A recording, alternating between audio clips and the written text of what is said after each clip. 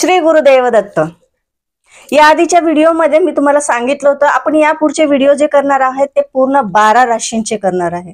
तुमची रास कोणती हे जाणण्यासाठी सबस्क्राइब केलं नसेल तर नक्की सबस्क्राइब करा।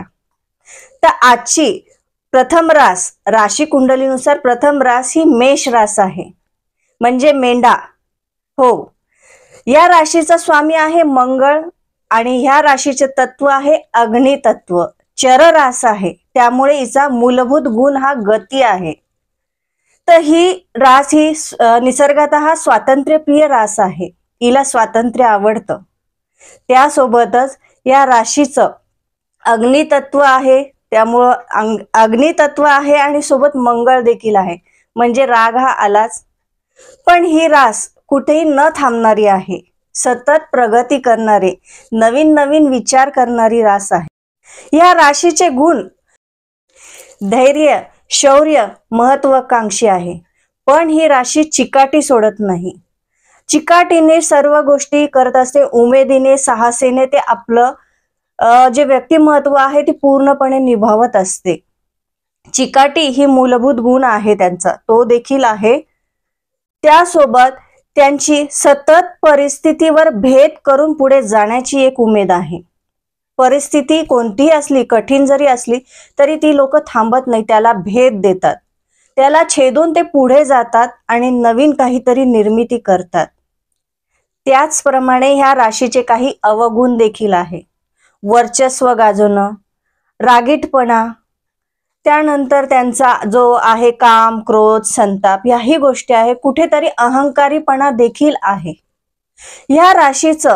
या राशीचं जे अंमल आहे ते डोक्यावर आहे, त्यामुळे या राशीला डोक्याचे जे त्रास असतो, मायग्रेन म्हणा किंवा निद्रानाश, असे काही आजार होऊ शकतात। यासोबतच या राशीचं जे आहे अंमल जो आहे तो द्रव्य या गोष्टीवर देखील आहे, म्हणजे आम्लरस, हिमोग्लोबिन यासारख्या आजारावर देखील याचा असर आहे। त्यानंतर ही रास अग्नितत्वाची आहे। अग्नितत्वाची असल्यामुळे त्याच्या स्नायूची शिथिलता हे सुद्धा येतं। त्यानंतर भाजणे, पोळणे ह्या देखील गोष्टी त्याच्यात येतात, की ह्या व्यक्तीनं बऱ्या प्रकारे कुठेतरी चटका बसणे, भाजणे किंवा अशा काहीतरी अंगाची आग होणे, तीव्र उष्णता त्यांच्या शरीरामध्ये असते, कारण हा स्नायूचा देखील आहे। अशा प्रकारे वेदनादायक आजार देखील त्यांना असतो। आता व्यवसायाच्या बाबतीत आपण जर बघितलं तर ही मंगळाची रास आहे, त्यामुळे ती बलवर्धक देखील आहे।